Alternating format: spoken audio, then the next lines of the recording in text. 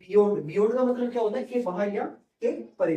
Beyond का मतलब हम किस सेंस में लेते हैं, के बाहर, यानी कि कोई चीज हमारे मतलब कि हमारी अप्रोच से बाहर है, उस सेंस में इसका यूज करते हैं बियॉन्ड का। देखो, the case is beyond the jurisdiction of the court. जो केस है वो क्या है, बियॉन्ड मतलब किसकी समझ से बाहर है, ज्यूरिसडिक्शन की समझ से बाहर है, यानी उसके समझ से दूर है। तो इस केस में किसका यूज कर रहे हैं, बियॉन्ड का। अगला देखो अबाउट है। अबाउट का दो तीन प्रकार से यूज हो सकता है। अबाउट का एक तो हम यूज करते हैं के बारे में, जो कि हम जनरल सेंस में यूज करते हैं। क्या है कि आई नो अबाउट हर, कि आई नो मैं जानता हूँ, अबाउट हर उसके बारे में। तो देखो के बारे का सेंस दे रहा है ना, और के बारे का अगर सेंस दे रहा है तो उसके लिए हम इसका यूज करते हैं अबाउट का। एक अबाउट का दूसरा यूज भी होता है, हर जगह अबाउट का मतलब के बारे नहीं होता। अबाउट का दूसरा यूज क्या होता है, लगभग। जैसे Jaipur is about 250 kilometre away from Delhi. देखो जयपुर क्या है कि अबाउट का मतलब होता है लगभग। अब फिक्स तो ऐसा नहीं है ना कि 250 किलोमीटर दूर है। तो इस सेंस में जब फिक्स 250 किलोमीटर दूर नहीं है, इसके आसपास इतना किलोमीटर दूर है, तो इसके लिए हम किसका यूज कर रहे हैं, अबाउट का। कि जयपुर अबाउट 250 किलोमीटर दूर है किससे, दिल्ली से। जैसे आपसे कोई पूछे कि तुम, जैसे मैं कह रहा हूँ एक सेंटेंस आपके सामने बोलता हूँ, आई एम अबाउट 25-26 कि मैं लगभग 25 से 26 साल का हूँ। आई एम अबाउट, अबाउट को बोला मैंने क्योंकि लगभग फिक्स नहीं है कि अभी 25.5 का हूँ, 26 का हूँ या 25 का हूँ। अबाउट किस चीज को बताता है, लगभग को भी बताता है। इसके बाद देखो अबाउट एंड बिलो। तो अबाउट और बिलो की क्या है, आप जैसे आपके सेंस में ना, अबाउट का मतलब ऊपर होता है, उनका मतलब ऊपर होता है, अपॉन का मतलब भी ऊपर होता है, ओवर का मतलब ऊपर, लगभग इनका यही मतलब होता है ऊपर है। लेकिन फिर भी क्या फर्क है, अबाउट और अप दोनों में फर्क है। अब क्या होता है, कोई चीज कॉन्टिन्यूसली कोई चीज अगर ऊपर की ओर जा रही है, अपवर्ड मैंने बताया था आपको, उसके लिए हम किसका यूज करते हैं, अप का।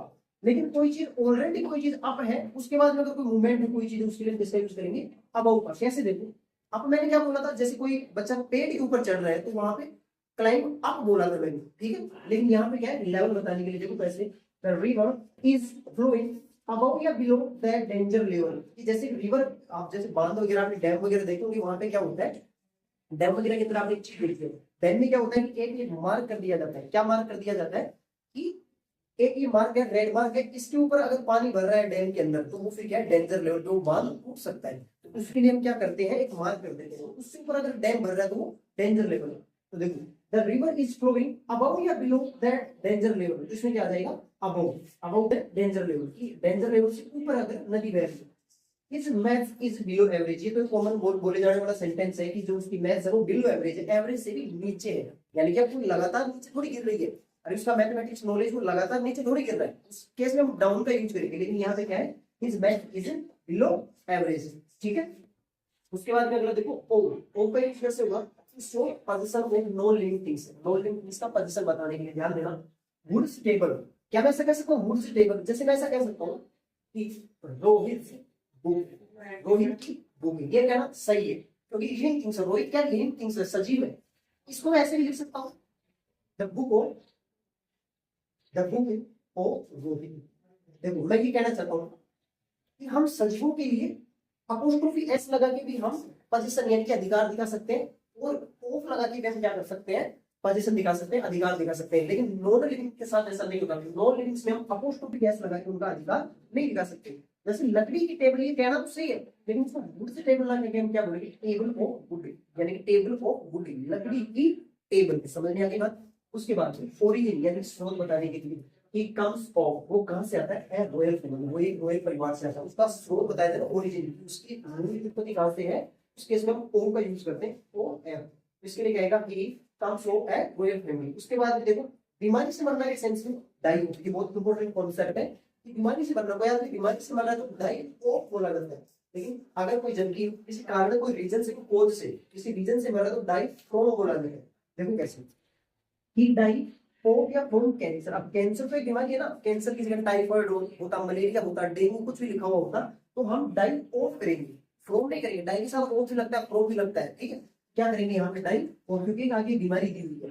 ही डाइड ऑफ या फ्रॉम थर्स्ट। तो थर्स्ट क्या होती है, कोई बीमारी थोड़ी है, थर्स्ट एक रीजन है, कोई किस कारण से मर गया भाई, वो थर्स्ट की वजह से मर गया। तो इस केस में हम किसका यूज करेंगे, फ्रॉम का, ताकि ऑफ का, क्योंकि ऑफ का तो बीमारी के लिए होता है, थर्स्ट बीमारी थोड़ी है, कारण है, रीजन है। उसके बाद में देखो रिलेशन यानी संबंध बताने के लिए भी ओ एफ यानी ओ का यूज किया जाता है। द प्रॉब्लम ऑफ दिल्ली, संबंध क्या, संबंध कहां पे आया, देखो संबंध यहाँ पे आया कि जो प्रॉब्लम है इसका संबंध किससे है, दिल्ली से, दिल्ली की समस्या है, the problems of Delhi, Delhi की समस्या है। इसके बाद देखो ओ डबल एफ, ये सिंगल वाला नहीं डबल वाला, ओ डबल एफ, इसका क्या होगा, सेपरेशन यानी कि अलगाव दिखाने के लिए किसका यूज किया जाता है, ऑफ का। ये है ऑफ, ये है ऑफ, दोनों के साउंड में फर्क है। Keep the dogs of the flowers bed, यानी कि जो क्यारियां हैं उनसे क्या करो, दूर रखें। दूर रखने का अलगाव का सूत्र दे रहे हैं, और अलगाव के लिए ओ का यूज करने का है, वो एक्सटर्नल वाले का। समझ में आ गई बात। आगे है बिहाइंड, बिहाइंड का मतलब पीछे, इसका single meaning that police are running, police के साथ है ना इज नहीं आता, आर आता है। Police are running behind the thief, यानी कि जो पुलिस है वो क्या कर रही है, चोर का पीछा कर रही है, पीछे पड़ी हुई है, यानी पीछे के सेंस में इसलिए यूज कर रहा था बिहाइंड का। वो जो इंपॉर्टेंट कॉन्सेप्ट है प्रीपोजिशन का, क्या है, the V1 plus ing form of the verb is used before preposition। मैं कहना चाहता हूँ प्रीपोजिशन के पहले जो प्रीपोजिशन के बाद में जो वर्ब फॉर्म में ली जाएगी उसकी कौन सी फॉर्म काम में आती है, V1 plus ing। जैसे मैंने लिखा he is afraid of, जब प्रीपोजिशन आ गया ना, प्रीपोजिशन के बाद में मैं वो नहीं लिख सकता, वेट नहीं लिख सकता, प्रीपोजिशन के बाद में आने वाली वर्ब है वो हमेशा ing में ही आएगी। आगे बात सुनिए, तो he is afraid of going out after sunset, यानी सनसेट के बाद उसे बाहर जाने क्या लगता है, डर लगता है। आगे बात सभी को समझ में